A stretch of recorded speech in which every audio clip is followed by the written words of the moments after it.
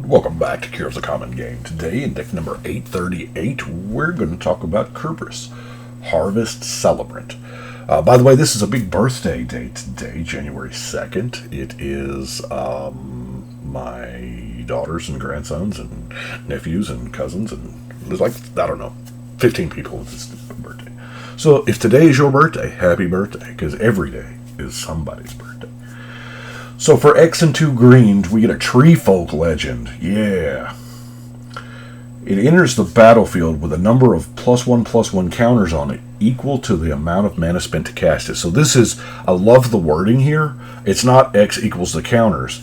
It's counters equal how much. So if this is our commander, and we pay the commander tax over and over again, then it's still going to get those +1/+1 counters.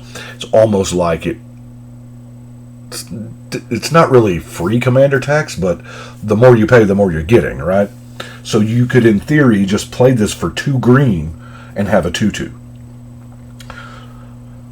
Second paragraph. Remove a +1/+1 counter from it to prevent all damage that would be dealt this turn to another target creature with a counter on it. So he can't prevent the damage to himself, and he can only prevent damage to another creature with a 1/1 counter. So it's not too political, because you can't, your opponents have to, if you're trying to save your opponent's creatures from something, it's got to have a 1/1 counter on it. And not that we want to do that all the time, but there are situations that do arise. So we are looking at mono green +1/+1 counters. And I had a lot of fun building this deck. I have yet to play it, but had a lot of fun building it. Let's knock down our mana sources first, shall we? We have, of course, good old-fashioned Soul Ring, our trio of elves, the Finhorn, Elvish Mystic, and Llanowar.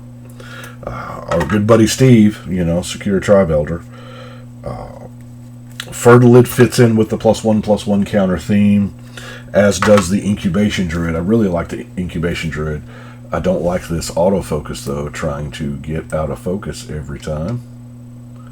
So we'll switch to manual there. Let's see. We have,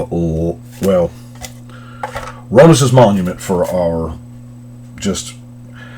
this one, I think, is one of the best, because green centers around creatures anyway. Making your creatures cost 1 less, awesome. It's just the creatures, though. But when you cast a creature, +2/+2 and trample, you get to pass out. That's not bad. Then we have our Land Search. And it's green, so there's 9 of them, 3 visits. Rampant Growth, Kodama's Reach, Search for Tomorrow, Herald. Now, I know this seems like a lot, but the more mana we have out, the bigger our commander is, Ranger's Path, Sky Shroud Claim, and Explosive Vegetation, all 3, just 4 mana get you 2 lands. And then Vernal Bloom, because, all forests should tap for an additional green. We, yes, this does have the opportunity sometimes to help the opponent, but, it is what it is. Card draw. Of course, we have just mana for cards. Harmonize. I mean, it's okay in blue. It's phenomenal in green. Armorcraft Judge. Draw a card for each creature you control with a 1/1 counter on it. Beast Whisperer. Beast Whisperer is what makes drawing your Llanowar Elf on turn 9 not as bad, because you can still cast it and draw a card. And then Inspiring Call. Inspiring Call checks all the boxes. I love this card. You get to draw a card for each creature you control with a +1 counter on it. So that's our card draw. And then those creatures get indestructible. So this is a perfect anti-board wipe. I'm also running Rapid Vigor for an anti-board wipe, just to regen your team. Wrath of God, Damnation, some of those things don't allow for regeneration, but a lot of them do. In the early days, they kind of hated out to regeneration, but now they've kind of, it's a coin flip. And then our other weird card is Swiftfoot Boots. Gotta keep that commander protected. Now, since we are doing +1/+1 counters, proliferating is a thing we want to do. And Landfall Proliferate, another reason for all of that land search. It just kind of, it works together. Of course, we have the Contagion Clasp that's going to do some proliferate. And then we have the Contagion Engine because, I love it. I love that last line. Then do it again. Okay, so let's look at our +1/+1 counter creatures. And through an oddity, these are in CMC order. Wow. Swarm Shambler. Whenever a creature you control with a 1/1 counter on it becomes a target of a spell an opponent controls, you get an insect. And then you have the ability to mount up counters on itself. That's neat. Ascendant Pack Leader. If you control a permanent with mana value 4, you get a counter. Whenever you cast a big thing, you get a counter. So it's not bad. Duskshell Crawler. Now this is in here not because it enters the battlefield. You put a 1/1 counter on a target thing. Each creature you control with a 1/1 counter has trample. This is a very valuable line of text, so much so that we've duplicated it quite a bit. Gnarly Colony, same thing.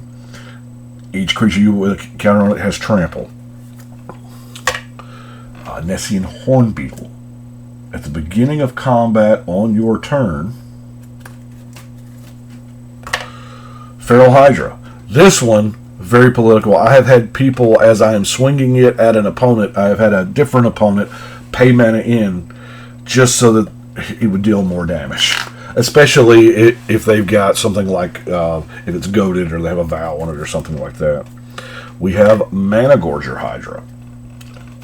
The thing about Magic in a multiplayer game is people cast spells.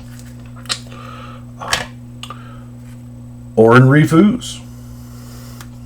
Put a 1/1 counter on target creature you control. When it attacks, you put a 1/1 counter on each attacking creature with a counter on it. So, I love putting counters on the team. That really helps. I know there's a lot more of those that I don't have in here. Titania's Chosen, player cast a green spell. I'm fully prepared that might be just me. But green's a very popular color. Tuskguard Captain. Here's that line of text again. Creatures with 1/1 counters on them have tramples. Beautiful. Yorvo. Whenever another green creature enters the battlefield, that's going to happen a lot. And then another. Yeah. Spike Feeder. Spike Feeder is not bad. Peaches. It's what we affectionately called it back in the day. It can get really big. And if you've got, here's my obligation to say, if you've got the doubling season type cards, run them, use them. Because of the nature of the mission I'm on, all the decks that want the doubling season don't have them because it is a little pricey. But this is one doubling season makes Spike Feeder ridiculous. Because it comes into play with double the counters. You remove one of those counters to put 2 counters on it. And then you can just, as long as you've got some, decent amounts of mana, you can have infinite counters, infinite life. But it takes that mana generation as well. Anyway, Renata, Call to Hunt. Your devotion to green is probably going to be pretty up there, but your creatures enter the battlefield with an additional counter on them. That's kind of sweet. Deadbridge Goliath does not have deal with +1 counters at all, except for scavenge. I will scavenge this to put 5 +1/+1 counters on something. Oh yeah. Ivy Lane Denizen, green creature, put a counter on a creature. Hero's Bane. That's all right, Chris. Chris's Bane here. It's the mana production in the deck makes this thing ridiculous, and Hero's Bane is a reason why I wanted all of those, has trample cards. Wildwood Scourge. 1 or more +1/+1 counters are put on another non-Hydra creature. This gets one. Well, there aren't that many Hydras here. We'll run the next one. Rendron Hydra. And that's it. That's the only Hydras. Well, there was a few earlier, but Yeah, it's reach. That's a very valuable mechanic. Green doesn't have a lot of that, especially in +1 counter decks. Crackplate Baloth. Now, for the low price of 10 mana, we have a 10/10 can't be countered hexproof haste. And in my mind, this is a 10 mana spell. That's how it is. And then we have the Iridescent Hornbeetle.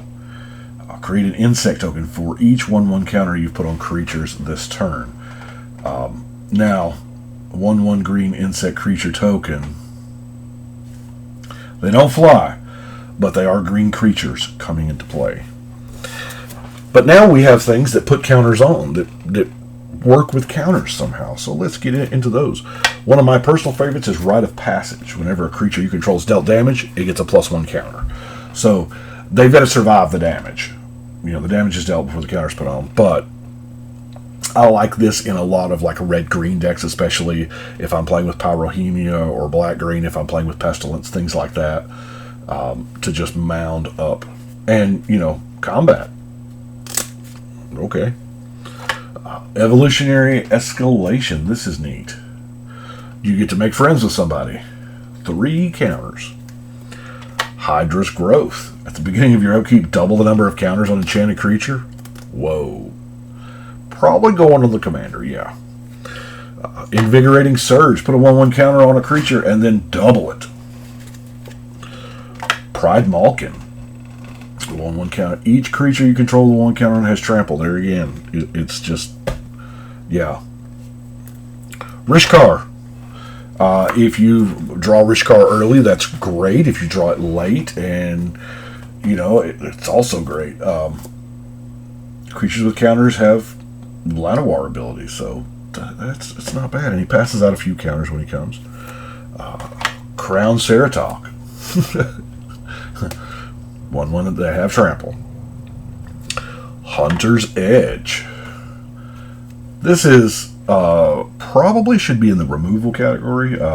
You put a counter on something and then it bites. That's how I like the definition in between fight and bite. Fight, the creatures deal combat to each other. Deal damage to each other. But a bite, he just reaches out and bites them. He just deals his combat and that's it.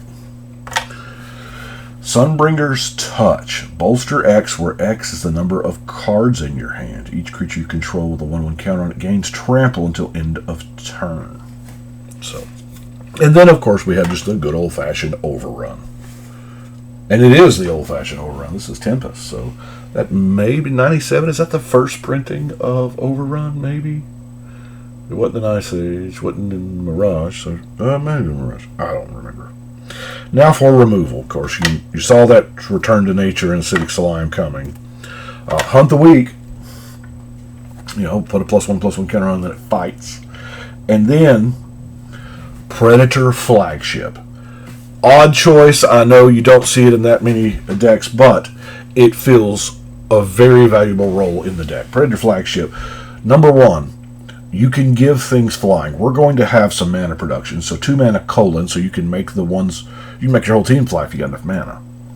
And then 5 to destroy creatures with flying. So you can both make yours harder to block and then take out any opposing blockers that they may have that fly, or save it in reserve and, hey, your dragon's fine as long as it don't hit me. That kind of thing. So it's not just removal. Yes, it costs 5 to cast and some mana to use, but I really, really can't stress this enough. In this particular deck, it is awesome. Now, our non-basic lands. You guessed it, there's a Rogue's Passage in there for that commander damage win. Temple of the False God. In this deck, single color decks, I don't have a problem running Temple any more than single color, and it kind of gets a little questionable for me, especially in a land fetch deck like this is. Llanowar Reborn. It deals with +1 counters, so it's perfect. Blighted Woodland. 1 land drop becomes 2, so Treetop Village. Now, it does turn into a 3/3 ape with trample. Funny thing about +1/+1 counters, lands, permanents will hold +1/+1 counters even when they're not creatures.